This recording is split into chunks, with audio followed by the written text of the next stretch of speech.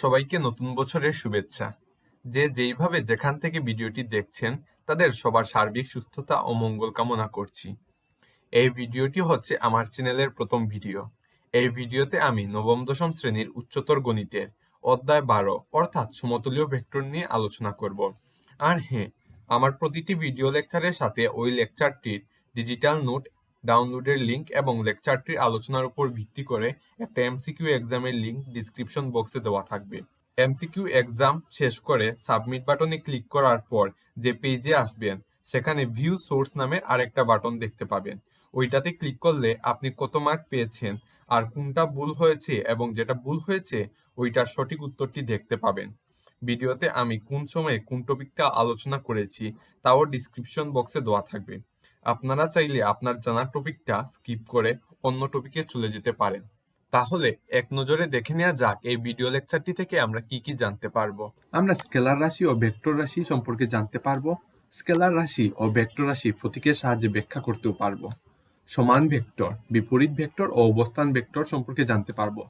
সমান ভেক্টরে আমরা কি কি শর্তে দুইটি ভেক্টরকে সমান বলতে পারি, আর বিপরীত ভেক্টরে আমরা কি কি শর্তে আমরা দুইটি ভেক্টরকে বিপরীত বলতে পারি তা নিয়ে জানতে পারবো। ভেক্টরের যোগবিধি সম্পর্কেও জানবো, ভেক্টরের বিয়োগবিধি সম্পর্কেও জানবো। আর যে বাকি রইল ভেক্টরের সাহায্যে বিভিন্ন জ্যামিতিক সমস্যার সমাধান, ওইটা নিয়ে আমি আরেকটা ভিডিও করব। ওই ভিডিওটি হবে এই ভিডিওরই দ্বিতীয় পর্ব। এই ভিডিওতে আমরা যা যা দেখব তা কিভাবে বিভিন্ন জ্যামিতিক সমস্যা সমাধানের ক্ষেত্রে আমরা প্রয়োগ করতে পারবো তা নিয়ে জানতে পারবো। তাহলে মূল আলোচনায় ফিরে আসা যাক। প্রথমেই আমরা প্রাথমিক কিছু বিষয় সম্পর্কে জানব, যেমন দিক নির্দেশক রেখাংশ, স্কেলার রাশি ও ভেক্টর রাশি ইত্যাদি ইত্যাদি ইত্যাদি। দিক নির্দেশক রেখাংশের সংজ্ঞাটা কি প্রথমে তা দেখে নিই।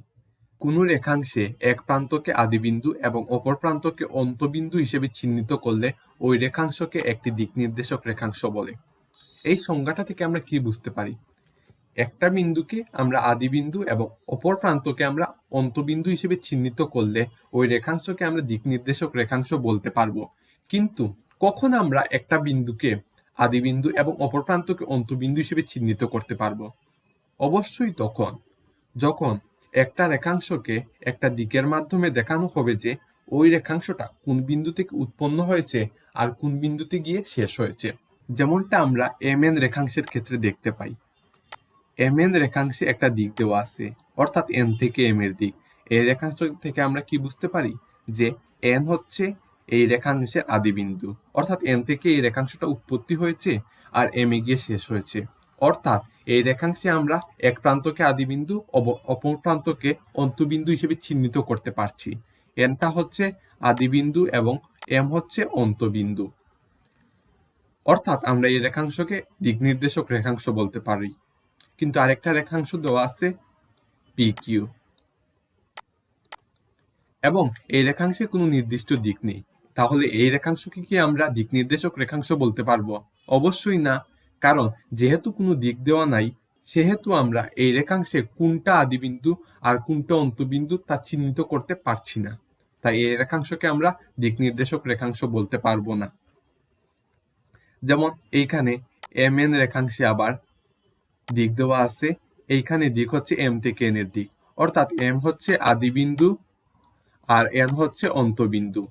অর্থাৎ এই রেখাংশে আমরা কোনটি আদিবিন্দু ও কোনটি অন্তবিন্দু চিহ্নিত করতে পারছি, তাই আমরা এই রেখাংশকে দিক নির্দেশক রেখাংশ বলতে পারবো। তাহলে স্কেলার রাশিতে আসা যাক। স্কেলার রাশি জিনিসটা কি তা আমরা দেখি। প্রথমে সংজ্ঞাটা দেখে নিই। যে রাশি কেবল একক সহ পরিমাণ দ্বারা সম্পূর্ণরূপে বোঝানো যায় একে স্কেলার বা অধিক রাশি বলা হয়। অর্থাৎ স্কেলার রাশি প্রকাশের জন্য শুধুমাত্র মানই যথেষ্ট, কোনো দিকের প্রয়োজন হয় না। এই সংজ্ঞাটা আমরা আর একটু ডিপলি বোঝার চেষ্টা করি। অর্থাৎ একটা রাশি দেওয়া আছে, এই রাশিকে শুধুমাত্র আমরা মান ও একক দ্বারা প্রকাশ করতে পারবো, কোনো নির্দিষ্ট দিক থাকবে না। এই রাশিকে বলবো আমরা স্কেলার রাশি। যেমন আমরা দৈর্ঘ্যের কথা বলতে পারি। দৈর্ঘ্য, এই দৈর্ঘ্যকে আমরা মিটার একক, সেন্টিমিটার একক, কিলোমিটার এককে প্রকাশ করতে পারি এবং একটা মান দিয়ে দিলেই যথেষ্ট এই দৈর্ঘ্যকে প্রকাশ করার জন্য। এখানে কোনো নির্দিষ্ট দিকের প্রয়োজন নেই। অর্থাৎ এই রাশি প্রকাশের জন্য শুধুমাত্র মানই যথেষ্ট, কোনো দিকের প্রয়োজন নেই। একইভাবে আমরা ভরের কথা বলতে পারি। ভর, যেমন আমার ওজন কত কেজি, আপনার ওজন কত কেজি, এটা শুধু কেজি এই একক এবং একটা মান দ্বারাই এই একককে আমরা প্রকাশ করতে পারছি, তাই এটা স্কেলার রাশি। এই ভরকে প্রকাশ করার জন্য আমাদের কিন্তু কোনো দিকের প্রয়োজন নেই। তেমনি আমরা তাপমাত্রার কথাও বলতে পারি, এইটাও স্কেলার রাশি। ঠিক আছে, তাহলে তো এখন বুঝাই যাচ্ছে যে কোনটি স্কেলার রাশি আর কোনটি স্কেলার রাশি নয়। তারপর আসি ভেক্টর রাশির ক্ষেত্রে। প্রথমে ভেক্টর রাশির সংজ্ঞাটা একটু দেখে নিই। যে রাশিকে সম্পূর্ণরূপে প্রকাশ করার জন্য এর পরিমাণ ও দিক উভয়ের প্রয়োজন হয় একে ভেক্টর বা সদিক রাশি বলা হয়। অর্থাৎ এই ভেক্টর রাশিকে প্রকাশ করার জন্য আমাদেরকে মান ও দিক উভয়ের প্রয়োজন হবে। কি কি প্রয়োজন হবে? মান ও দিক। মান ও দিক। যেমন আমরা সরণের কথা বলতে পারি। এই সরণকে প্রকাশ করার জন্য শুধু মান ও দিকের প্রয়োজন। সরণটা হলো মূলত অতিক্রান্ত সরাসরি দূরত্ব। একটু দেখে নেওয়া যাক। যেমন এইটা হচ্ছে এ বিন্দু, এই বিন্দুতে আমি আছি, আর এইটা হচ্ছে বি বিন্দু। এ বিন্দু থেকে বি বিন্দুতে যাওয়ার রাস্তা হলো এইভাবে।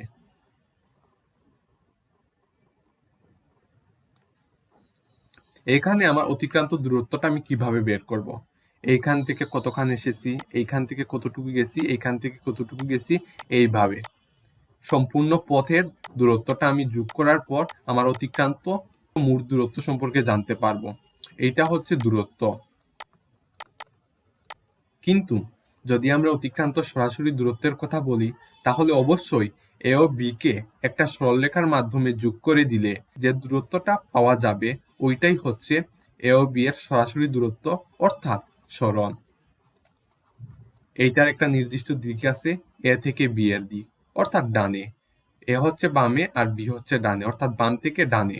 অর্থাৎ বাম থেকে ডানে আমি গেছি, ওইটা অতিক্রান্ত সরাসরি দূরত্ব অর্থাৎ সরণের মাধ্যমে প্রকাশ করা যায়। ওইটা হচ্ছে ভেক্টর রাশি, কারণ সরণকে প্রকাশ করার জন্য মানের প্রয়োজন আছে, আবার দিকও প্রয়োজন। এইভাবে যে অতিক্রান্ত সরাসরি দূরত্বটা বের করছি, এইটা হচ্ছে একটা ভেক্টর রাশি।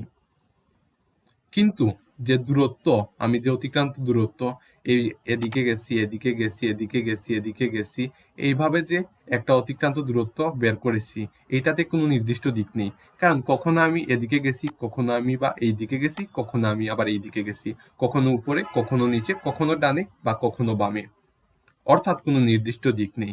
তাই এটা হচ্ছে স্কেলার রাশি। এই রাশিকে শুধু আমরা পরিমাণ দ্বারা প্রকাশ করতে পারতেছি, কিন্তু কোনো দিকের প্রয়োজন হচ্ছে না। কিন্তু সরণ রাশির ক্ষেত্রে মান ও দিক উভয়ের প্রয়োজন আছে। এখন ভেক্টর রাশির বৈশিষ্ট্য সম্পর্কে জানা যাক। যেমন 1 নাম্বার বৈশিষ্ট্য হচ্ছে দিক নির্দেশক রেখাংশের আদি বিন্দু এ এবং অন্তবিন্দু বি হলে ওই দিক নির্দেশক রেখাংশকে এ বি দ্বারা সূচিত করা হয়। এইখানে যে আমি এ বিন্দু থেকে বি বিন্দুতে গেছি, এই এ বিন্দু থেকে বি বিন্দুতে গেছি, অর্থাৎ আমি শুরু করেছি এ বিন্দুতে আর শেষ করেছি বি বিন্দুতে। তার মানে কি, এ বিন্দুটা হচ্ছে আদি বিন্দু আর বি বিন্দুটা হচ্ছে অন্তবিন্দু। অর্থাৎ আমরা ভেক্টর রাশি যেমন এই সরণ, এইটা থেকে জানতে পারছি কোন বিন্দু থেকে শুরু করছি, কোন বিন্দু থেকে শেষ করছি। তাহলে দ্বিতীয় বৈশিষ্ট্যটাও দেখে নেওয়া যাক। রেখাংশের দৈর্ঘ্য পরমমান এবি ভেক্টর বা এবি দ্বারা প্রকাশ করা হয়। অর্থাৎ এই যে অতিক্রান্ত দূরত্ব, অর্থাৎ আমার এই সরণ, এ বিন্দু থেকে যে বি বিন্দুতে গিয়েছি, এই যে সরণ, এই সরণের মান কত হবে? এই সরণের মান কত হবে? অবশ্যই এবি। অর্থাৎ এখানে এইটাই বলা হয়েছে যে রেখাংশের দৈর্ঘ্য পরমমান এবি ভেক্টর বা এবি দ্বারা প্রকাশ করা হয়। এইখানে এবি ভেক্টরকে পরমমানের ভিতর লেখা হয়েছে, কারণ যাতে এই পরমমান আর ভেক্টরটা কাটাকাটি গিয়ে শুধু এবি থেকে যায়। পরবর্তীতে আমরা এইটাও দেখব যে পরমমানের ভিতর -5 থাকলে কেন এটা 5 হয়ে যায়, অর্থাৎ কোনো ঋণাত্মক মান থাকলে কেন এটা ধনাত্মক মান হয়ে যায়, আর ধনাত্মক মান থাকলে কেনই বা এটা ধনাত্মক কি থেকে যায়। আর এইখানে যে আদি বিন্দুকে প্রথমে এবং অন্তবিন্দুকে শেষে লেখা হয়, কারণ এ থেকে আমি আমার যাত্রা শুরু করেছি, অর্থাৎ এইটা হচ্ছে আমার আদি বিন্দু আর বি হচ্ছে আমার অন্তবিন্দু। এই যে এ থেকে বিতে গিয়েছি, এখানে এ হচ্ছে আদি বিন্দু আর বি হচ্ছে অন্তবিন্দু। এই যে আমার অতিক্রান্ত দূরত্ব বা সরণ, এইখানে এ বি আর উপরে এই ভেক্টর চিহ্ন দিতে হয়। এইখানে যখন ভেক্টর চিহ্ন দেব তখন কিন্তু অবশ্যই আমাকে এ কে প্রথমে লিখতে হবে আর বি থাকবে শেষে, কারণ যখন ভেক্টর চিহ্ন দেব তখন প্রথমে যেইটা থাকবে ওইটা হবে আদিবিন্দু আর শেষে যেটা থাকবে সেইটা হবে অন্তবিন্দু। যেমন একটা রেখা এক্স ওয়াই, এইটাকে যদি আমি এক্স ওয়াই ভেক্টর লিখি তাহলে এক্স কে প্রথমে রাখতে হবে আর ওয়াই কে রাখতে হবে শেষে, কারণ এইখানে ভেক্টর চিহ্ন দেওয়ার ফলে প্রথমে যেইটা থাকবে সেইটা হবে আদিবিন্দু আর পরে যেটা থাকবে ওইটা হবে অন্তবিন্দু। অর্থাৎ ভেক্টর রাশি সম্পর্কে আমাদের ধারণাটা মোটামুটি ক্লিয়ার। তাহলে পরের টপিকটা দেখে নেওয়া যাক। পরের টপিকটা হচ্ছে ধারক রেখা। এখানে আমরা ধারক রেখা সম্পর্কে জানতে পারবো। প্রথমে ধারক রেখার সংজ্ঞাটা দেখে নেওয়া যাক। কোন ভেক্টর যে অসীম সরলরেখার অংশবিশেষ একে ওই ভেক্টরের ধারক রেখা বলে। এই সংজ্ঞা থেকে আমরা কি বুঝতে পারছি? ধরে নেওয়া যাক একটা ভেক্টর আছে এক্স ওয়াই,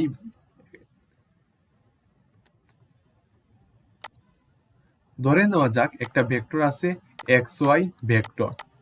যেমন এইখানে এক্স ওয়াই ভেক্টর আছে, অর্থাৎ এক্স হচ্ছে আদিবিন্দু আর ওয়াই হচ্ছে অন্তবিন্দু। এই এক্স ওয়াই ভেক্টর বলতে বুঝি এক্স ও ওয়াই এর সরাসরি দূরত্ব। এই সরাসরি দূরত্ব অবশ্যই একটা অসীম সরলরেখার অংশ বিশেষ হতে পারে। এই অসীম সরলরেখাটাই হচ্ছে ওই এক্স ওয়াই ভেক্টরের ধারক রেখা। যেমন এম এন ভেক্টরের ক্ষেত্রে ধারক রেখা এ বি, এক্স ওয়াই ভেক্টরের ক্ষেত্রে ধারক রেখা ওই বি। আবার আরেকটা রেখা আমরা ধরতে পারি সিডি।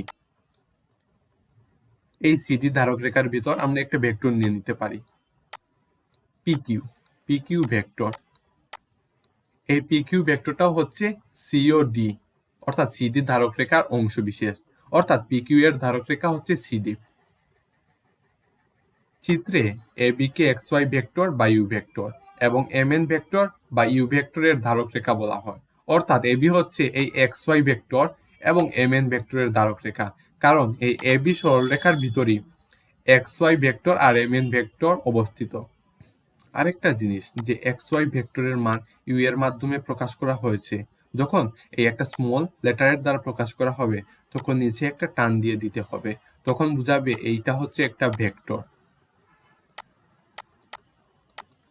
আর এই ভেক্টরটা এ বি এর অংশ, অর্থাৎ এই এ বি হচ্ছে এই ভেক্টরের ধারক রেখা। অর্থাৎ ধারক রেখা জিনিসটা কি আমরা বুঝতে পারছি। কোন ভেক্টর যে অসীম সরলরেখার অংশ বিশেষ ওইটাই হচ্ছে ওই ভেক্টরের ধারক রেখা। পরের টপিকে আসা যাক, সমান ভেক্টর। অর্থাৎ কি কি শর্তে আমরা দুইটা ভেক্টরকে সমান ভেক্টর বলতে পারি।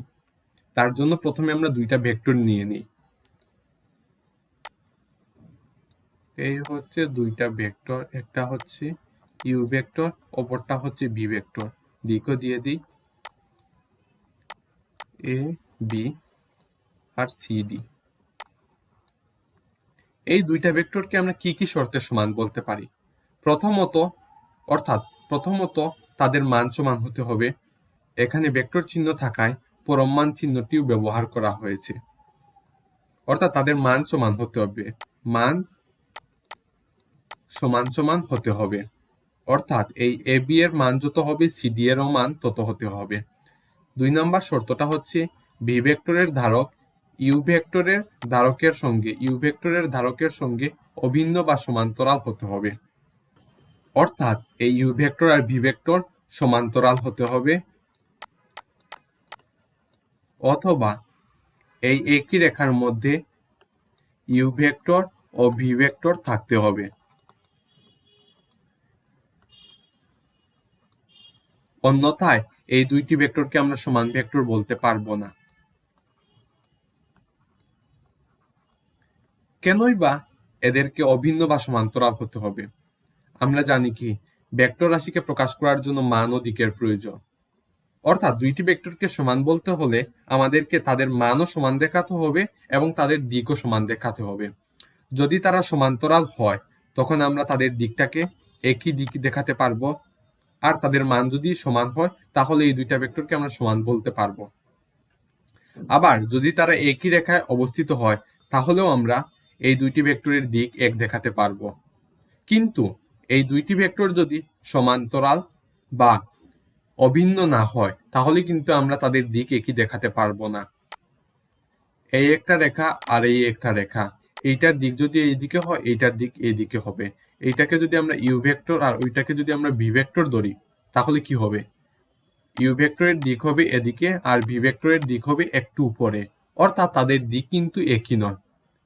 তার মানে কি, দুইটি ভেক্টরকে আমাদেরকে সমান বলতে হলে তাদেরকে অভিন্ন বা সমান্তরাল হতে হবে, অন্যথায় তাদের দিক কিন্তু সমান হবে না।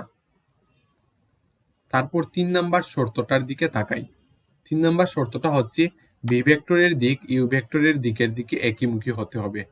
ভেক্টরের সংজ্ঞানুযায়ী তো এইটা পেয়েছি যে তাদের মান ও দিক সমান হতে হবে, অর্থাৎ তাদের দিক যদি বিপরীতমুখী হয়ে যায় তখন কিন্তু ওই দুইটা ভেক্টরকে সমান বলা যাবে না, তাদের দিক কিন্তু অবশ্যই একই হতে হবে।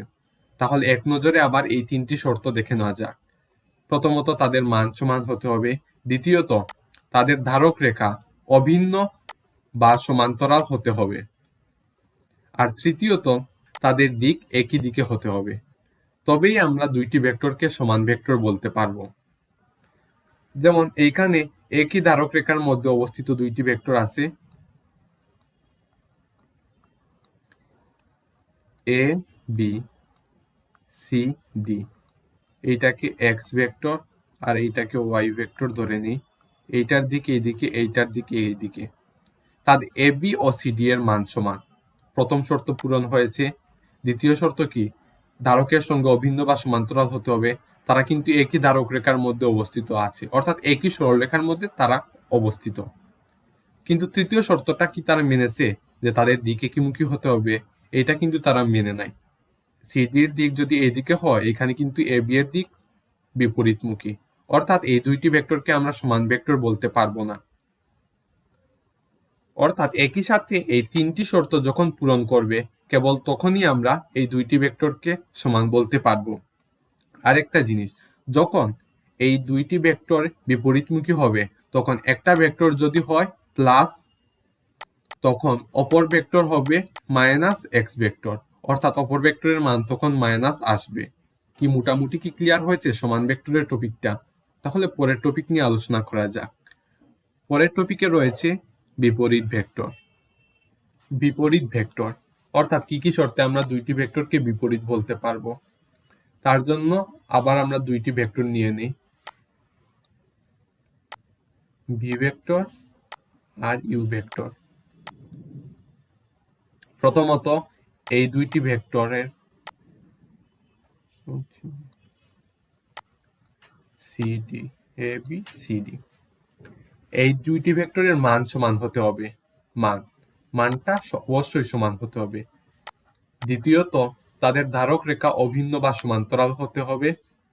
তৃতীয়ত তাদের দিক বিপরীতমুখী হতে হবে, অর্থাৎ এ বি এর দিক যদি এ থেকে বি এর দিক হয়, সি ডি এর দিক হতে হবে ডি থেকে সি এর দিক। কেবল তখনই আমরা দুইটি ভেক্টরকে বিপরীত ভেক্টর বলতে পারবো। এখন অভিন্ন বা সমান্তরাল কেন হতে হবে?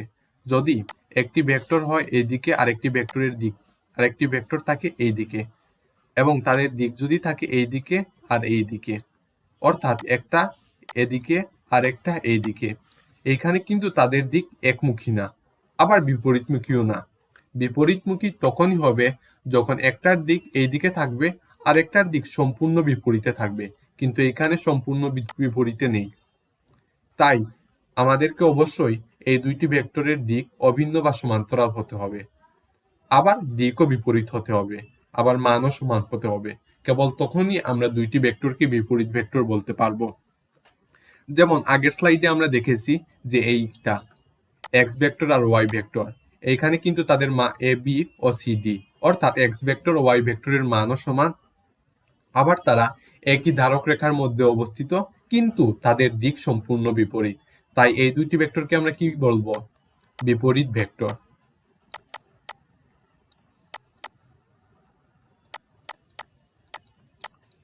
বিপরীত ভেক্টর, এই দুইটা ভেক্টরকে আমরা বিপরীত ভেক্টর বলবো।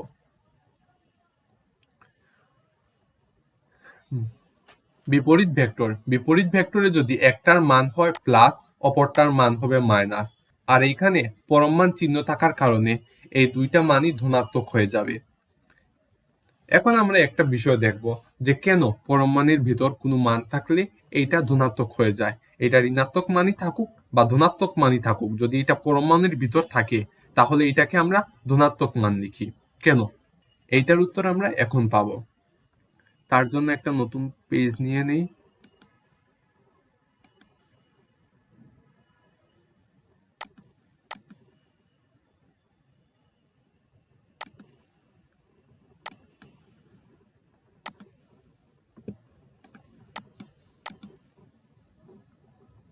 এই পেজে আমরা দেখব পরমাণুর ভেতর দুইটা মান নিয়ে নিই। যেমন এই পরম মান -5 = 5, আবার পরম মান 5 = 5। কেন? এখানে মাইনাস থাকলেও এখানে প্লাস, আবার এখানে প্লাস থাকলেও প্লাস। এইটা বোঝার জন্য আমাদেরকে একটা সংখ্যা রেখা আঁকতে হবে। একটা সংখ্যা রেখা এঁকে নিই। এখানে 0 হচ্ছে মূল বিন্দু, 1 2 3 4 5, আবার -1 -2 -3 -4 -5। পরম মান 0 থেকে কোনো বিন্দুর দূরত্বকে বোঝায়, আর দূরত্ব অবশ্যই ধনাত্মক হয়। অর্থাৎ 0 থেকে কোনো বিন্দু ক একক দূরে আছে ওইটা বোঝায়। যেমন 0 থেকে 5 আছে 5 একক দূরে। 0 থেকে 5 এর দূরত্ব ক একক? অবশ্যই 5 একক। অর্থাৎ পরম মানের ভেতর যদি আমরা 5 লিখি তার মানে কি 0 থেকে 5 এর দূরত্ব ক একক? অবশ্যই তার ধনাত্মক মান অর্থাৎ 5 লিখতে হবে। আবার 0 থেকে যদি আমরা -5 ক একক দূরে আছে তা চিন্তা করি তাহলে কি দেখব? অবশ্যই 1 2 3 4 5 5 একক দূরে আছে, অর্থাৎ -5 = 5 হবে। কারণ কি পরম মান দ্বারা এইটা বুঝতেছি যে -5 বিন্দুটা 0 থেকে কয় বিন্দু দূরে আছে। 0 থেকে আমরা এখনই তো গণে দেখলাম যে 5 বিন্দু দূরে আছে, অর্থাৎ 5 একক দূরে আছে। তার মানে কি পরম মান 5 এর মানও হবে 5। পরম মান দ্বারা কোনো বিন্দুটি 0 বিন্দু থেকে কয় একক দূরে বা কয় বিন্দু বা কয় ঘর দূরে আছে তা বোঝায়। যেমন -5 আছে 5 ঘর দূরে, তাই পরম মান -5 = 5। অনুরূপভাবে পরম মান -4 = 4।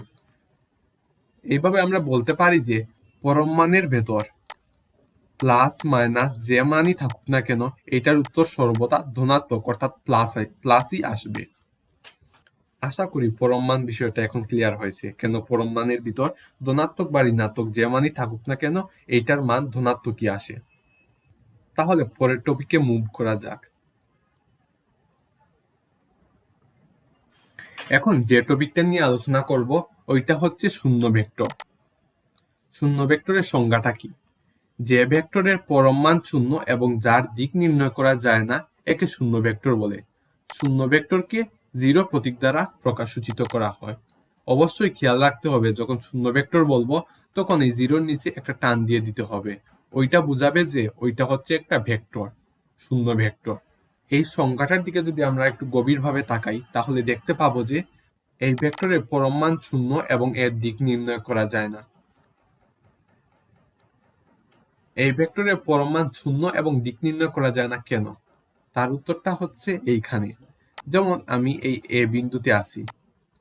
এ বিন্দুতে যাত্রা শুরু করে আমি বিভিন্ন পথ অতিক্রম করে আবার এ বিন্দুতে এসে পৌঁছেছি। অর্থাৎ আমার আদি বিন্দু কি? এ, আবার অন্তবিন্দু হচ্ছে এ।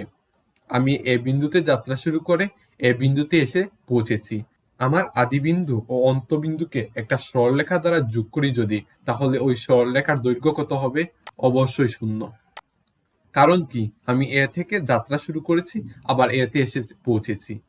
এখন এখানে কি কোনো নির্দিষ্ট দিক আছে? না, কারণ আমি এ থেকে এইভাবে যাত্রা শুরু করেও এইভাবে আসতে পারি, আবার এইভাবেও যাত্রা শুরু করে এইভাবে আসতে পারি। অনেকভাবে আমি এ বিন্দু থেকে এ বিন্দুতে আসতে পারি এবং এর কোনো নির্দিষ্ট দিক নেই। অর্থাৎ শূন্য ভেক্টরের পরম মান 0, অর্থাৎ অতিক্রান্ত যে সরাসরি দূরত্ব ওইটা 0 এবং এর নির্দিষ্ট দিক নেই। তাই এই ভেক্টরকে আমরা শূন্য ভেক্টর বলি। শূন্য ভেক্টরকে 0 ভেক্টর দ্বারা প্রকাশ করা হয়। এখন শূন্য ভেক্টরের বৈশিষ্ট্য দেখে নিই।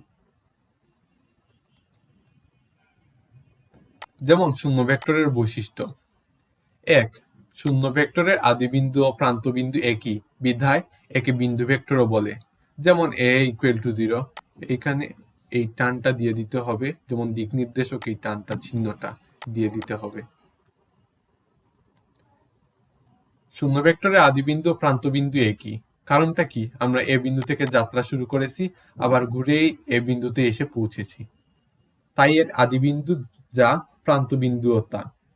তাই এই ভেক্টরটা কি? আসলে তো একটা বিন্দুই, যে বিন্দু থেকে যাত্রা শুরু করেছি সেই বিন্দুতে এসে পৌঁছেছি, অর্থাৎ এইটা হচ্ছে একটা বিন্দু। তাই এই শূন্য ভেক্টরকে বিন্দু ভেক্টরও বলা হয়।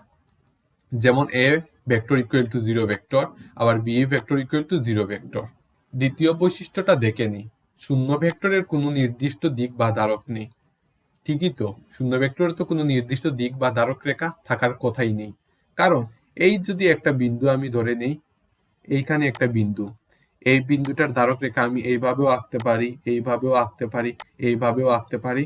আবার এই বিন্দুতে আমি নানাভাবে আসতে পারি, এইভাবেও আসতে পারি, এইভাবেও আসতে পারি, কোনো নির্দিষ্ট দিক নেই। অর্থাৎ কি? শূন্য ভেক্টরের কোনো নির্দিষ্ট দিক বা ধারক নেই। এই দুইটা বৈশিষ্ট্য তো ক্লিয়ার।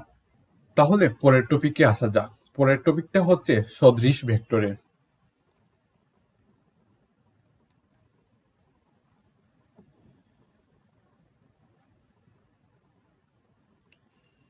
যদি দুইটি ভেক্টরের দিক একই হয় তবে তাদেরকে সদৃশ ভেক্টর বলে। অর্থাৎ দুইটি ভেক্টরকে আমরা তখনই সদৃশ বলতে পারবো যখন তাদের দিক একই হবে। তাদের কিন্তু মান এক হওয়ার প্রয়োজন নেই, শুধু দিকটাই এক হলে চলবে। যেমন ইউ ভেক্টর আর ভি ভেক্টর আছে, এই ইউ ভেক্টরের দিক এই দিকে, আবার বি ভেক্টরের দিকও এই দিকে। তাহলে কি এই দুইটা ভেক্টরকে কি আমরা সদৃশ ভেক্টর বলতে পারবো? অবশ্যই এই দুইটা ভেক্টর সদৃশ ভেক্টর। কারণ কি? এই দুইটার দিক একই। আবার কি? এই দুইটা ভেক্টর সমান্তরাল সরলরেখায় অবস্থিত এবং তাদের দিক একই। অর্থাৎ এই দুইটা ভেক্টরকে আমরা সদৃশ ভেক্টর বলতে পারবো। যদি দুইটা রেখা এইভাবে হতো, অর্থাৎ সমান্তরাল নয়, একটার দিক এইদিকে হতো, একটার দিক এইদিকে হতো, তাহলে কিন্তু তাদের দিকটা একমুখী না, অর্থাৎ একই না। তাই তাদেরকে আমরা সদৃশ ভেক্টর বলতে পারবো না। এটা যদি এক্স ভেক্টর আর এটা যদি ওয়াই ভেক্টর হয়, তাহলে আমরা এই দুইটা ভেক্টরকে সদৃশ ভেক্টর বলতে পারবো না, কারণ তাদের দিক একই নয়। এই দুইটাকে বলবো আমরা বিসদৃশ ভেক্টর। বিসদৃশ ভেক্টরের আলোচনাটা দেখে নেওয়া যাক। যদি দুইটি ভেক্টরের দিক একই না হয় তবে তাদেরকে সদৃশ ভেক্টর বলে। যেমন আমরা এক্স ভেক্টর ও ওয়াই ভেক্টরকে দেখেছি, তাদের দিক এক নয়, তাই তারা সদৃশ ভেক্টর নয়, তারা হচ্ছে বিসদৃশ ভেক্টর। এখানে ভুল লেখা, এখানে হবে বি সদৃশ, অর্থাৎ সদৃশ না। এই দুইটা রেখা যদি সমান্তরাল না হয় তবে তো অবশ্যই তারা বিসদৃশ ভেক্টর। আবার তারা যদি একই ধারক রেখায় অবস্থিত হয় কিন্তু তাদের দিক ভিন্ন, অর্থাৎ এক না, তাহলে এই দুইটা ভেক্টরকে আমরা বিসদৃশ ভেক্টর বলবো। আবার এই দুইটা রেখা সমান্তরাল, তখনও তাদের দিক একই না হতে পারে, যেমন একটার দিক এই দিকে আর একটার দিক এই দিকে, তখনও আমরা এই দুইটা ভেক্টরকে বিসদৃশ ভেক্টর বলতে পারবো। আশা করি সদৃশ ভেক্টর ও বিসদৃশ ভেক্টরটা এখন ক্লিয়ার। তাহলে পরের টপিকটাতে চলে যাওয়া যাক। পরের টপিকে আমরা ভেক্টর যুগের ত্রিভুজবিধি এবং ভেক্টর বিয়োগের ত্রিভুজবিধি সম্পর্কে জানতে পারবো। এটা হচ্ছে মূলত ভেক্টর বিয়োগের ত্রিভুজবিধি। যেহেতু এইটা ভেক্টর যুগের ত্রিভুজবিধি, তাহলে অবশ্যই আমাদেরকে একটা ত্রিভুজ অঙ্কন করে ফেলতে হবে। একটা এঁকেই ফেলি তাহলে। এই হচ্ছে একটা ত্রিভুজ,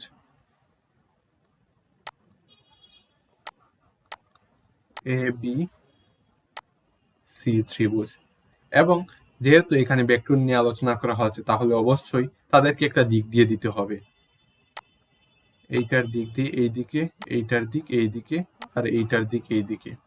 এখন আমাদেরকে বলছে যে আমরা বিসি ভেক্টরের মান বের করব, বা বিসি ভেক্টরকে আমরা এবি ভেক্টর ও এসি ভেক্টরের মাধ্যমে প্রকাশ করব। আমরা এবি ভেক্টর ও এসি ভেক্টরের একটা মান নিয়ে নিই। এবি ভেক্টর হচ্ছে ইউ ভেক্টর আর এসি ভেক্টর হচ্ছে ভি ভেক্টর। এখানে আমি বলার সময় এবি ভেক্টর বলে ফেলেছি, কিন্তু লেখার সময় অবশ্যই বি এ ভেক্টর বলতে হবে। কারণ এই রেখাটা থেকে আমরা কি বুঝতে পারছি? বি হচ্ছে আদিবিন্দু আর এ হচ্ছে অন্তবিন্দু। তাই বিটাকে আমাদেরকে প্রথমে লিখতে হবে আর এটাকে লিখতে হবে শেষে। তেমনি ভাবে এইটাকে লিখবো আমরা এসি ভেক্টর। এই দুইটা ভেক্টরের মাধ্যমে আমাদেরকে বি ভেক্টরকে প্রকাশ করতে হবে, অর্থাৎ বিসি ভেক্টরকে প্রকাশ করতে হবে। এখন দেখি আমরা বিসি ভেক্টরকে কিভাবে প্রকাশ করব। অর্থাৎ বিসি ভেক্টরকে যখন এই দুইটা ভেক্টরের মাধ্যমে প্রকাশ করব, তখন এই দুইটাকে যোগ করে বিসি ভেক্টরকে প্রকাশ করব, না এই দুইটা ভেক্টরকে বিয়োগ করে প্রকাশ করব। তা হচ্ছে ভেক্টর যুগের ত্রিভুজবিধি ও ভেক্টর বিয়োগের ত্রিভুজবিধির আলোচ্য বিষয়। এই বিষয়টা দেখার জন্য আমাদেরকে একটা জিনিস দেখে নিতে হবে। যেমন এই বিসি বাহু বাদে বাকি যে দুইটি বাহু রয়েছে বিএ ও এসি, এই বি এ আর এই এসি, এই দুইটি বাহুর ক্ষেত্রে দেখতে হবে। যেমন আমরা বি থেকে যদি যাত্রা শুরু করি, বি থেকে গেছি এতে, এ থেকে গেছি সিতে, আবার বি থেকে গেছি সিতে, ঠিক আছে? অর্থাৎ কি, বি থেকে এতে গেছি, এ থেকে সিতে গেছি, এইখানে কিন্তু কোনো ধারাবাহিকতা ভঙ্গ হয়নি। আমি যদি বি থেকে এতে যাইতাম আর সি থেকেও এতে যাইতাম, তাহলে কিন্তু আমি দুইটা দিক থেকে এক জায়গায় এসে পৌঁছাচ্ছি। এইখানে কিন্তু ধারাবাহিকতা এক নয়। ধারাবাহিকতা এই ক্ষেত্রে আমরা এক তখনই বলবো যখন এই দিকে যাচ্ছি, এই দিকে যাচ্ছি, এই দিকে যাচ্ছি, অর্থাৎ একই দিক আমরা বারবার যাচ্ছি। অর্থাৎ যখন আমরা এই দিক থেকে এই দিকে যাব, তখন অন্য কিছু আবার এই বিপরীতমুখী আসতে পারবে না। এইখানে কি দেখতে পাচ্ছি আমরা, বি থেকে এতে গেছি, এ থেকে সিতে গেছি। আর আমরা প্রকাশ করব কোন বাহুকে? বিসি ভেক্টরকে। এই বিসি ভেক্টরকে প্রকাশ করব এই দুইটা ভেক্টরের মাধ্যমে। যদি এই বাকি দুইটা ভেক্টর বিএ ভেক্টর ও এসি ভেক্টর এই দুইটার দিক একই হয়, অর্থাৎ এই দিকে আছে, মানে কি ধারাবাহিকতা এক আছে। আমি এখানে এক বলতে ধারাবাহিকতা এক বুঝাচ্ছি। এই দিকে গেছি, তারপর এই দিকে আসছি, ধারাবাহিকতা এক আছে। তখন আমরা কি করব? এই যে বাকি দুইটা বাহু রয়েছে বা বাকি দুইটা ভেক্টর রয়েছে, ওই দুইটা ভেক্টরকে আমরা যোগ করে ফেলবো, BA vector plus AC vector. এই যোগবিধিটা কিন্তু অনেক সহজ। আমি পাশে আরেকটা ত্রিভুজ নিয়ে দেখিয়ে দিই।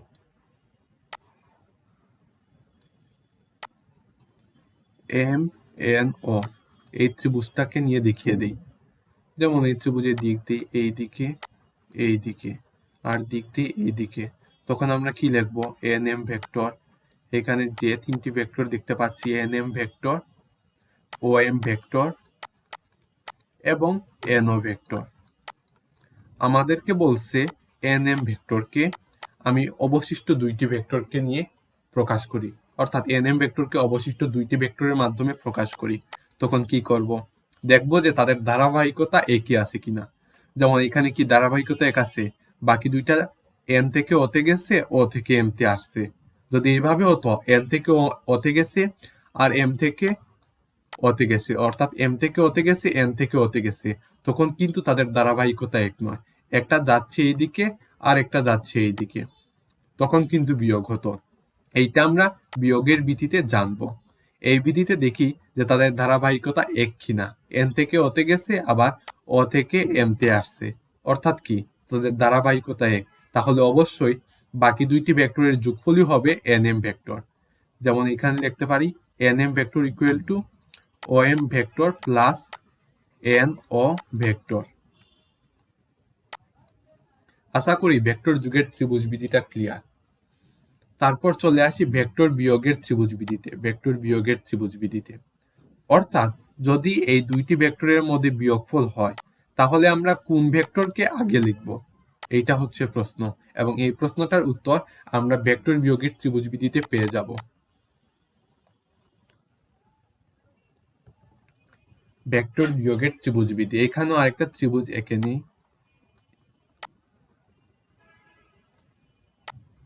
এক্স ওয়াই জেড চিহ্নিত করে ফেলি। যেমন একটার দিক হচ্ছে এই দিকে, একটার দিক হচ্ছে এই দিকে, বিপরীত দিক দিয়ে দিলাম। আর বের করব কি আমরা? Y Z vector. এখানে ভেক্টর তিনটি কি?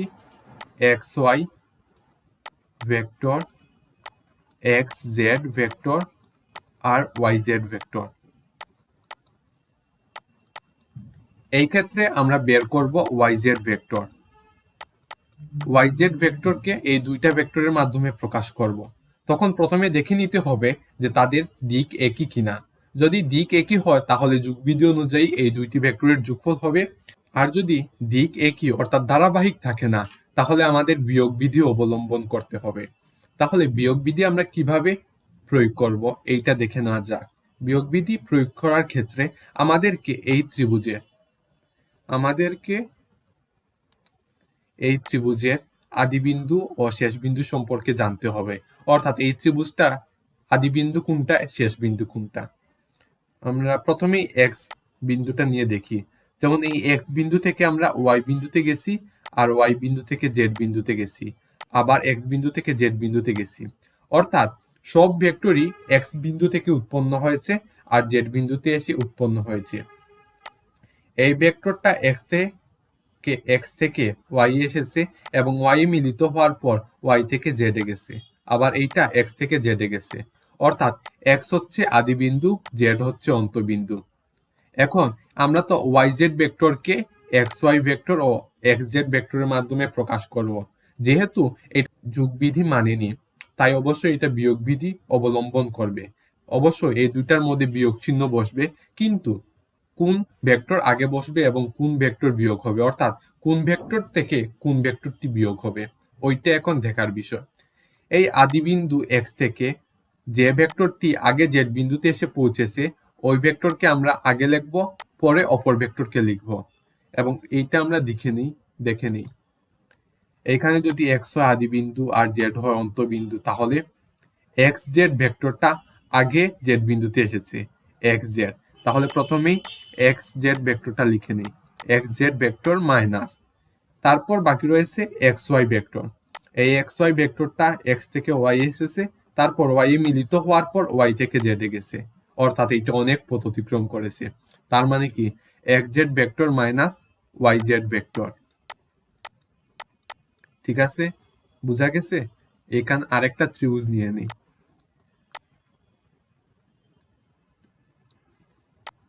P Q R. R Q vector বের করব।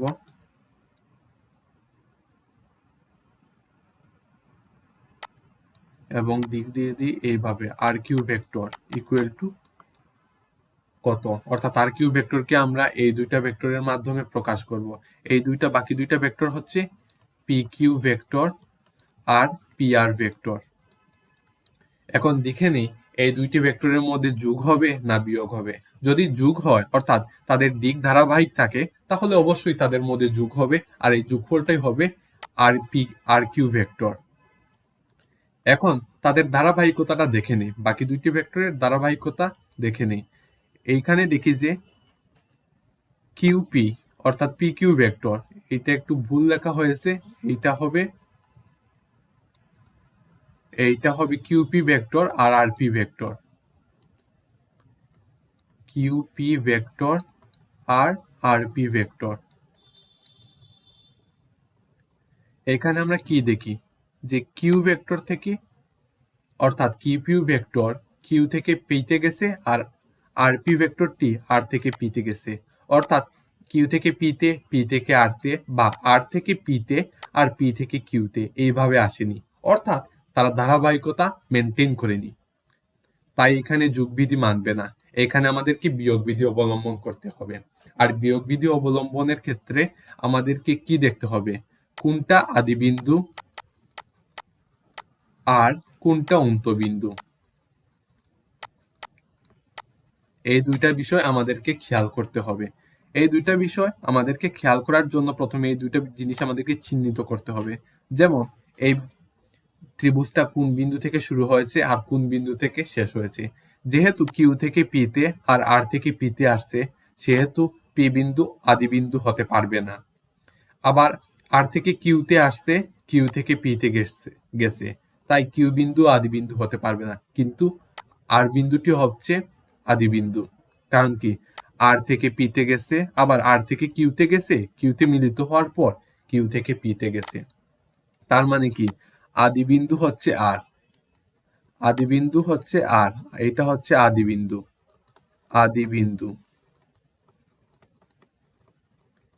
আর যেহেতু আর থেকে কিউতে গেছে, কিউ থেকে পিতে গেছে, আবার আর থেকে পিতে গেছে, অর্থাৎ সব ভেক্টরই পিতে এসে মিলিত হয়েছে। তার মানে কি পি হচ্ছে অন্তবিন্দু।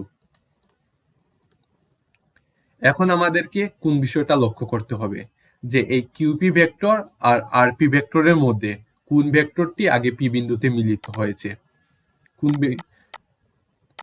এখানে দেখা যাচ্ছে যে আর থেকে পিতে গেছে, আবার আর থেকে কিউতে গেছে, কিউ থেকে পিতে গেছে।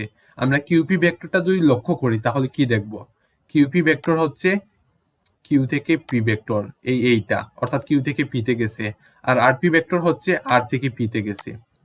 এখন যে বিষয়টা আমরা খেয়াল করব, যে আরপি ভেক্টরটা এই আদি বিন্দু আর থেকে সরাসরি পি বিন্দুতে চলে গেছে, কিন্তু কিউপি ভেক্টরটা কি সরাসরি কিউ থেকে পি বিন্দুতে গেছে? অবশ্যই না। কারণটা কি, প্রথমে আর থেকে অর্থাৎ আরপি আর কিউ ভেক্টরটা আর থেকে কিউতে গেছে, তারপর মিলিত হওয়ার পর কিউপি ভেক্টরটা কিউ থেকে পিতে গেছে। তার মানে কি কিউপি ভেক্টরটা পড়ে গেছে। আগে কোন ভেক্টর গেছে? আরপি ভেক্টরটা, অর্থাৎ আরপি ভেক্টরটা ডাইরেক্ট গেছে, আর কিউপি ভেক্টরটা কিউ থেকে পিতে যাওয়ার আগে আগে আর কিউ ভেক্টরটা আর থেকে কিউ এসে মিলিত হয়েছে, তারপর কিউ থেকে পিতে গেছে। তার মানে কি আরপি ভেক্টরটা আগে পি বিন্দুতে গেছে। তাই আমরা আর কিউ ভেক্টর ইকুয়াল টু প্রথমে আরপি ভেক্টরটা লিখব, তারপর মাইনাস চিহ্ন দিব এবং এরপর কিউপি ভেক্টরটা লিখব। অর্থাৎ আর কিউ ভেক্টরটাকে যদি আমরা এই দুইটা ভেক্টরের মধ্যে চিহ্নিত করি, তাহলে এদের মধ্যে একটা বিয়োগ চিহ্ন বসবে। আর যেহেতু আর থেকে পি বিন্দুতে আগে আরপি ভেক্টরটা পৌঁছেছে, তাই প্রথমে আরপি ভেক্টর, পরে থাকবে কিউপি ভেক্টর, আর মধ্যে থাকবে বিয়োগ চিহ্ন। অর্থাৎ আমি এখন বলতে পারি যে ভেক্টর বিয়োগের ত্রিভুজবিধি আপনাদের কাছে মোটামুটি ক্লিয়ার। তারপর এখন পরের টপিকে চলে যাওয়া যাক।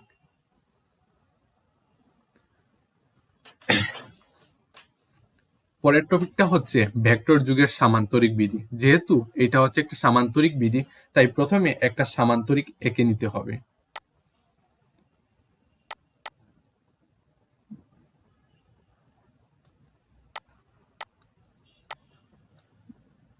এ বি সি ডি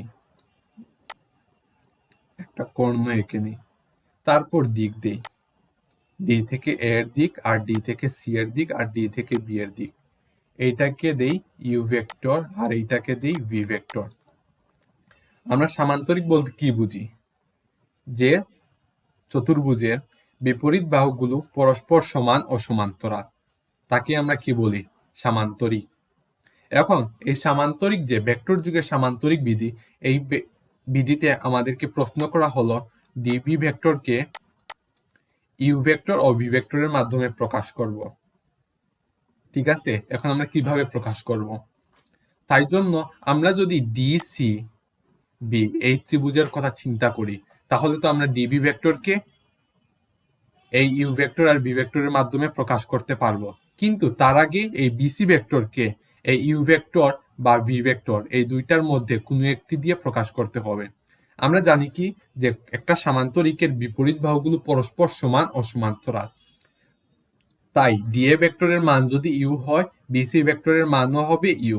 যদি আমরা বিসি এর দিক ডি এর দিকের সমান দিই, অর্থাৎ সিবি, আর এইটা যদি থাকে ডিএ, অর্থাৎ আমরা এখানে দিক সমান দিয়েছি, তাহলে এখানে ইউ ভেক্টর দিব। আর যদি আমরা দিক বিপরীত দিকে দিতাম, তাহলে মাইনাস ইউ ভেক্টর দিতে হতো। এটা নিয়ে আমি একটু পরে দেখাচ্ছি। এইখানে আপাতত এই বিষয়টার উপর আমরা দৃষ্টি দেই। যেমন সিবি ভেক্টর, এই সিবি ভেক্টরটাকে আমরা ধরে নিচ্ছি ইউ ভেক্টর। এখন যে আমরা ডিসিবি এই ত্রিভুজটা পেয়েছি, ত্রিভুজ ডিসিবি, এই ত্রিভুজে যদি আমরা তাকাই তাহলে দেখতে পাবো যে এখানে তিনটি ভেক্টর আছে, DB vector, DC vector, CB vector. আমাদেরকে ডিবি ভেক্টরকে এই ইউ ভেক্টর আর বি ভেক্টর, অর্থাৎ এই ভি ভেক্টর আর এই ইউ ভেক্টরের মাধ্যমে প্রকাশ করতে হবে। তখন আমরা কিভাবে প্রকাশ করব? আমরা আগে দুইটা বিধি পড়ে আসছি, একটা হচ্ছে ভেক্টর যুগের ত্রিভুজ বিধি এবং আরেকটা হচ্ছে ভেক্টর বিয়োগের ত্রিভুজ বিধি। ভেক্টর যুগের ত্রিভুজ বিধিতে যদি বাকি দুইটা ভেক্টরের দিক ধারাবাহিক থাকে তাহলে যোগ হবে, আর ভেক্টর বিয়োগের বিধিতে আদি বিন্দু ও অন্তবিন্দু এই দুইটা বিন্দু দেখার পর আমাদেরকে বিয়োগে কোনটা আগে বসবে, অর্থাৎ কোনটা থেকে কোন ভেক্টরটা বিয়োগ হবে, ওইটা আমাদেরকে বের করতে হয়। এখানে আগে এই বিষয়টা দেখি যে এখানে যোগ বিধি মেনে চলবে না বিয়োগ বিধি মেনে চলবে। আগে যোগ বিধিটার দিকে লক্ষ্য করি। এখানে বাকি দুইটা ভেক্টর ভি ভেক্টর আর ইউ ভেক্টর তাদের ধারাবাহিকতা একটু দেখে নেই। যেমন ডি থেকে সি তে গেছে, সি থেকে বি তে গেছে, অর্থাৎ কি তাদের একই ধারাবাহিকতা অবলম্বন করছে। তার মানে কি ডিসি ভেক্টর আর সিবি ভেক্টরকে যোগ করলেই আমরা ডিবি ভেক্টরটাকে পাবো। সহজেই বুঝে ফেলতে পেরেছি যে এইখানে যোগ বিধিটা বসবে বা যোগ বিধিটা প্রয়োগ করতে হবে। তাই বাকি দুইটা ভেক্টর অর্থাৎ ডিসি ভেক্টর ও সিবি ভেক্টরকে আমরা যোগ করে ফেলবো। DC vector plus CB vector. DC ভেক্টরের মান ছিল ভি ভেক্টর আর সিবি ভেক্টরের মান ছিল কি ইউ ভেক্টর। অর্থাৎ ডিবি ভেক্টরকে আমরা এইভাবে প্রকাশ করব, v vector plus u vector. এখন আমরা এখানে মাইনাস ইউ ভেক্টর নিয়ে দেখব।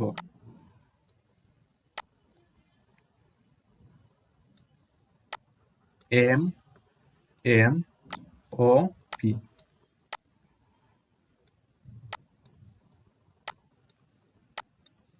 আমাদেরকে পি এন ভেক্টরটা বের করতে হবে, ঠিক আছে। এখন বাকি দুইটা ভেক্টর যে P M vector PO vector, এই দুইটা দেওয়া আছে P M vector equal to u vector আর PO vector equal to v vector. আমরা এখন ও এন ভেক্টরটা অর্থাৎ ও এন এর মান কত হবে তা অবশ্যই জানি, তার মান হবে ইউ। এখন যখন আমরা এইটাকে ভেক্টরের মাধ্যমে প্রকাশ করব তখন আমাদেরকে বলতে হবে ইউ ভেক্টর। যদি আমরা দিক একই দিকে দেই অর্থাৎ পি থেকে এম এর দিক আর এখানেও যদি দিই ও থেকে এম এর দিক, তখন তাদের দিক এক থাকবে, তখন আমরা লিখব ইউ ভেক্টর। যদি আমরা বিপরীত দিকে দেই তাহলে কি হবে, তাদের মানও সমান, আবার তারা সমান্তরাল রেখায় অবস্থিত অর্থাৎ সমান্তরাল ধারক রেখায় অবস্থিত, কিন্তু তাদের দিক বিপরীত। তার মানে কি এই দুইটা হচ্ছে বিপরীত ভেক্টর। যেহেতু বিপরীত ভেক্টর তাহলে আমাদেরকে এইখানে লিখতে হবে মাইনাস ইউ ভেক্টর, অর্থাৎ এইটা হচ্ছে N O vector equal to minus u vector.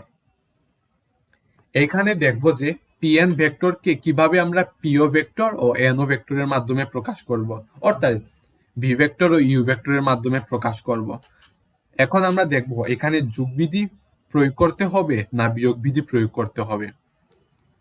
এইটার জন্য আমাদেরকে তাদের ধারাবাহিকতাটা দেখে নিতে হবে। যেমন পিও ভেক্টরটা পি থেকে ওতে গেছে আর এনও ভেক্টরটা এন থেকে ওতে আসছে, অর্থাৎ এন থেকে ও থেকে পিতে, আবার পি থেকে ও আর ও থেকে এনতে এইভাবে আসে নাই, অর্থাৎ ধারাবাহিকতা মেনটেন করে নাই। তাই এখানে যোগ বিধি প্রয়োগ হবে না, এখানে বিয়োগ বিধি প্রয়োগ করতে হবে। আর বিয়োগ বিধি যেহেতু প্রয়োগ করব তাহলে আমাদেরকে এখানে আদিবিন্দু ও অন্তবিন্দুটা বের করে নিতে হবে। তাহলে আমরা আদিবিন্দু আর অন্তবিন্দুটা বের করে নিই।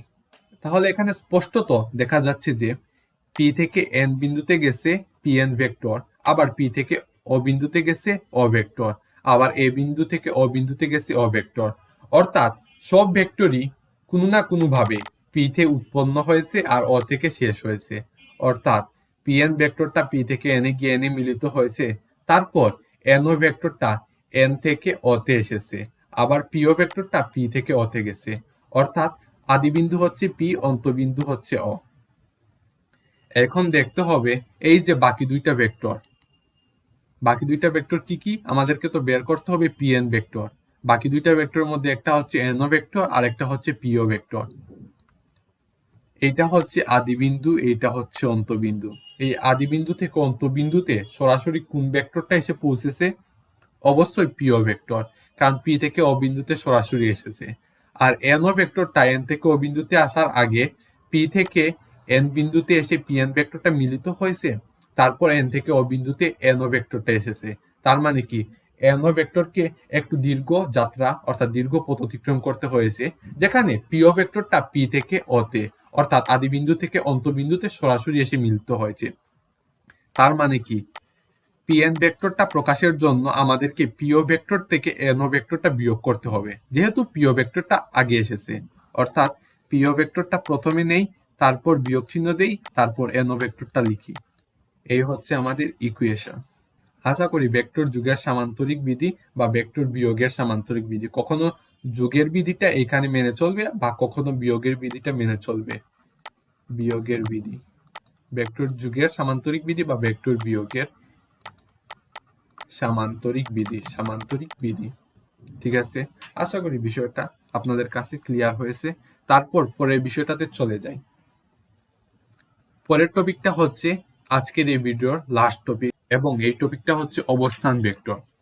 অবস্থান ভেক্টরের সংজ্ঞার দিকে যদি তাকাই তাহলে দেখতে পাবো সংজ্ঞাটা হচ্ছে সমতলে কোনো বিন্দু বিন্দুর সাপেক্ষে ওই সমতলে অন্য একটি বিন্দুর অবস্থান যে ভেক্টরের সাহায্যে নির্ণয় করা হয় তাকে অবস্থান ভেক্টর বলা হয়।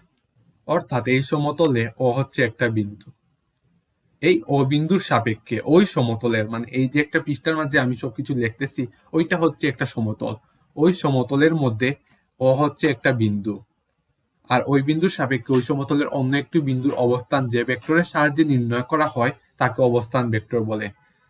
ওই সমতলের অন্য একটি বিন্দু আমরা যদি ধরে নিই এম, তাহলে থেকে এম এ কে একটা সরলরেখার মাধ্যমে যোগ করলে একটা ভেক্টর পাবো, সেটা হচ্ছে এম ভেক্টর। অর্থাৎ এখানে হচ্ছে আদিবিন্দু, এম হচ্ছে অন্তবিন্দু। এই যে বিন্দুর সাপেক্ষে এম বিন্দুর অবস্থান ভেক্টরকে আমি স্মল এম দ্বারা প্রকাশ করতে পারি এবং বলতে পারি এটা হচ্ছে এম ভেক্টর। তখন আমরা খাতা কলমে কি লিখব? বিন্দুর সাপেক্ষে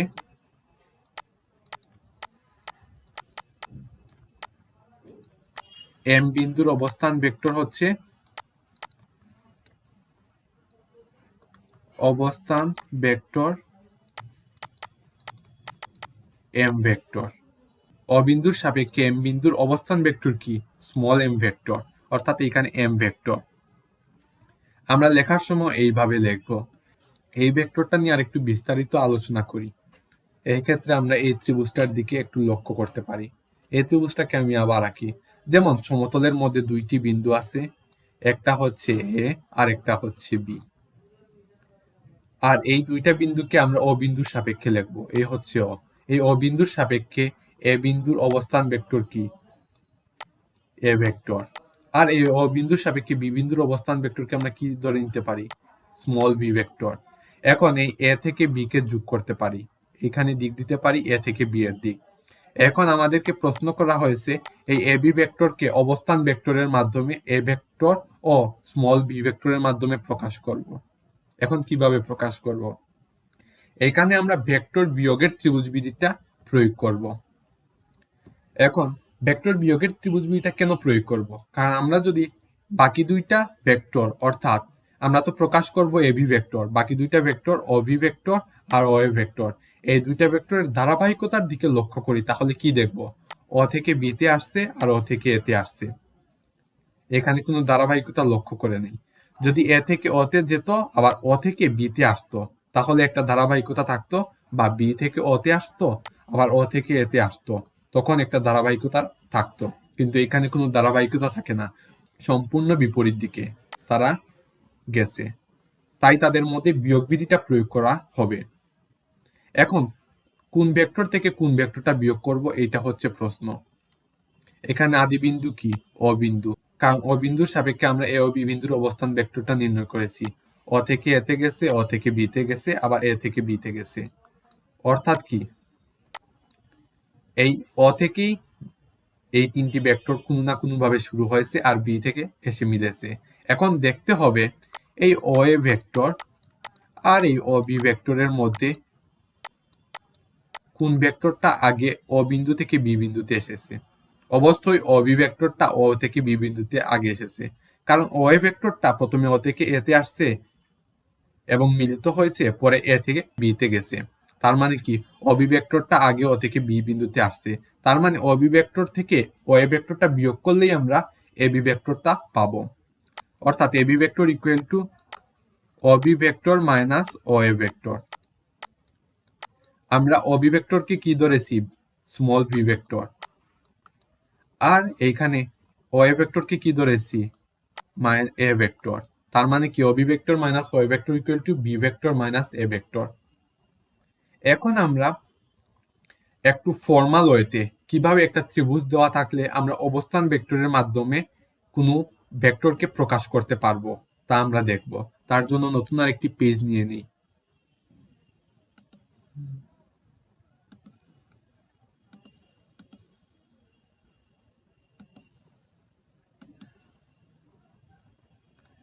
ঠিক আছে, নতুন আরেকটা পেজ এখানে নিয়ে দিই। এই সমতলে দুইটি বিন্দু নিয়ে নেই এক্স ওয়াই এবং যোগ করে ফেলি একটা সরলরেখা দ্বারা। এই হচ্ছে এক্স বিন্দু, এই হচ্ছে ওয়াই বিন্দু, এই হচ্ছে তাদের দিক। তার মানে কি, আমরা এটাকে লিখব এক্স ওয়াই ভেক্টর। এই এক্স ওয়াই ভেক্টরকে আমরা কিভাবে এখন প্রকাশ করব? প্রথমে আমরা লিখে নেব, মনে করি এইভাবে লিখব, মনে করি কোন ভেক্টর নির্দিষ্ট মূলবিন্দুর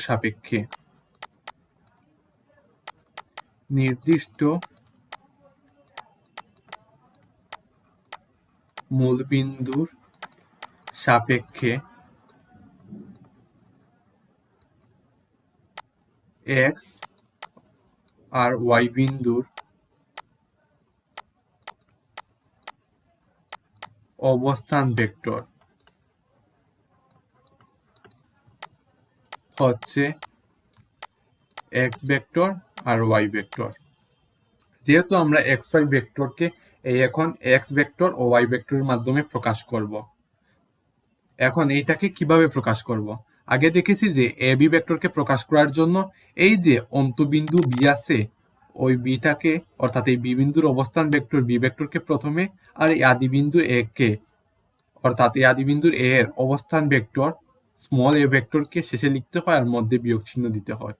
অনুরূপভাবে এই এক্স ওয়াই একটা সরলরেখা বা একটা রেখাংশ, এই এক্স ওয়াই ভেক্টরকে যখন আমরা এই এক্স ভেক্টর ওয়াই ভেক্টরের মাধ্যমে প্রকাশ করব, অর্থাৎ এই এক্স ওয়াই ভেক্টরকে এক্স বিন্দুর অবস্থান ভেক্টর ও ওয়াই বিন্দুর অবস্থান ভেক্টরের মাধ্যমে প্রকাশ করব, তখন এই যে অন্তবিন্দু আছে, ওই অন্তবিন্দুর অবস্থান ভেক্টরকে প্রথমেই লিখতে হবে, তারপর এই এক্স বিন্দু অর্থাৎ আদি বিন্দুর অবস্থান ভেক্টরকে শেষে লিখতে হবে।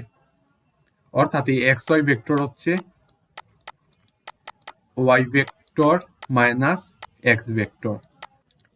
অনুরূপভাবে যদি কোনো রেখা থাকে এইভাবে পি কিউ, আর দিক থাকে কিউ থেকে পি এর দিক, এখানে কিউ হচ্ছে আদি বিন্দু আর পি হচ্ছে অন্তবিন্দু। তার মানে কি, কিউপি ভেক্টর হচ্ছে P vector minus Q vector, কারণ পি বিন্দুর অবস্থান ভেক্টরকে আমরা এইভাবে ধরে নেব, কোনো ভেক্টর বিন্দুর মূল বিন্দুর সাপেক্ষে পি ও কিউ বিন্দুর অবস্থান ভেক্টর স্মল পি ভেক্টর কমা স্মল কিউ ভেক্টর। আর এখানে যেহেতু আদি বিন্দু কিউ আর অন্তবিন্দু পিও, তাই অন্তবিন্দু প্রথমে অর্থাৎ অন্তবিন্দুর অবস্থান ভেক্টর পি ভেক্টরটি প্রথমে বসবে, তারপর আদি বিন্দু কিউ এর অবস্থান ভেক্টর কিউ ভেক্টর শেষে বসবে আর মধ্যে একটা বিয়োগ চিহ্ন থাকবে। এই ছিল আজকের আলোচনা। আশা করি যে কয়টি টপিক এই ভিডিওতে কভার করার কথা ছিল সব কয়টি মোটামুটিভাবে আলোচনা করতে পেরেছি। ভিডিওটি দেখে যদি উপকৃত হন এবং ভালো লেগে থাকে তাহলে লাইক দিবেন এবং বন্ধুদের সাথে শেয়ার করবেন। কোনো কিছু যদি বুঝতে অসুবিধা হয় তাহলে কমেন্টে জানাতে পারেন, আর ভিডিওটি কেমন লেগেছে তাও কমেন্ট করে জানাবেন। দেখা হবে পরের ভিডিওতে। Have a great day.